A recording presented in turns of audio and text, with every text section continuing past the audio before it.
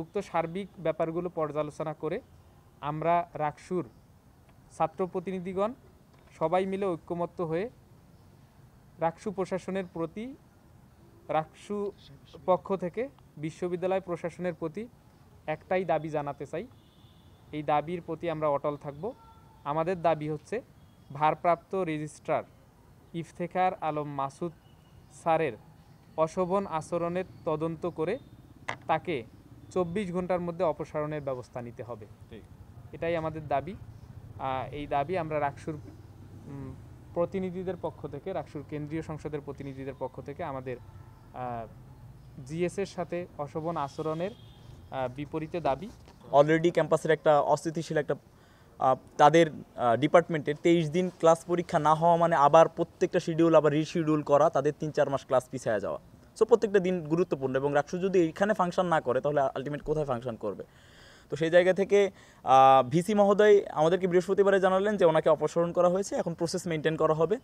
তো রেজিস্ট্রার দপ্তর থেকে রবিবারেও যখন এই চিঠিটা ইস্যু করা হয় না ডিপার্টমেন্টে, তখন আমি আবার ভিসি মহোদয়ের সচিবকে কল দিই। উনি জানান যে চিঠি রেজিস্ট্রার দপ্তরে পৌঁছায় গেছে, এখন উনি ইস্যু করলেই হয়ে যাবে। তারপরে আমি রেজিস্ট্রার স্যারকে কল দিই, রেজিস্ট্রার স্যার আমরা মানে কলে রিচ করতে পারি না বা কল ধরে নেই। পরবর্তীতে শিক্ষার্থীরা যেহেতু 40-50 জন ক্লিনিক্যাল সাইকোলজির শিক্ষার্থী রাকসু ভবনে তারা আসছে তাদের দাবি নিয়ে, এটাকে অবশ্যই আমাদেরকে গুরুত্ব দিতে হবে। তারপরে আমি রেজিস্ট্রার দপ্তরে যাই, যাওয়ার পরে রেজিস্ট্রার স্যারের যিনি সচিব আছেন বা দরজা দিয়ে ঢুকেই সামনাসামনি যিনি বসেন, উনি স্যারের রুমেই যাচ্ছিলেন। তো আমি বললাম যে স্যারকে বললেন যে রাকসুর জিএস আসছে একটা গুরুত্বপূর্ণ বিষয়ে কথা বলার জন্য ক্লিনিক্যাল সাইকোলজির ব্যাপারে। তো উনি ঢুকলেন, ঢুকে বের হয়ে এসে অ্যাকচুয়ালি মানে ভিতরে তো আমরা তো ঢুকতে পারতেছি না, ভিতরে কারা আছে আমরা তো জানি না। ওনার মুখের যেই কথাটা যে ভিতরে মহানগর বিএনপির প্রোগ্রাম চলতেছে। এখন ওখানে মহানগর এনসিপি হইলেও একই আলাপি দিতাম, মহানগর জামাত হইলেও একই আলাপি দিতাম, কারণ এখানে রাজনৈতিক প্রোগ্রাম চলতেছে। পয়েন্ট একটাই, আমার কথা হচ্ছে আপনি রাজনৈতিক প্রোগ্রাম করতেছেন বা আপনি শিডিউল দিছেন 10 দিন আগে, আমি মানলাম যে আপনি 10 দিন আগে শিডিউল দিছেন, কিন্তু আপনার অফিসে কেন? অফিসে যদি আমার 50 জন শিক্ষার্থী 1 মিনিট করে দাঁড়ায় থাকে, তার মানে 500 মিনিট নষ্ট হচ্ছে। আপনি জনগণের ট্যাক্সের টাকা 500 মিনিট নষ্ট করতেছেন। সো এই জায়গায় আপনার রাজনৈতিক প্রোগ্রাম করার কোনো জায়গা থেকে আপনার এই রাইটটা নাই। তখন আমি আবার সেকেন্ডবার বলি যে স্যার আপনি রাজনৈতিক প্রোগ্রামটাকে 5 মিনিটের জন্য স্টপ করে, আমার ক্লিনিক্যাল সাইকোলজির এটা সিরিয়াস ইস্যু, আমাকে ঢুকতে হবে, আমাকে যাইতে হবে। উনি আবার এসে একই কথাই বললেন।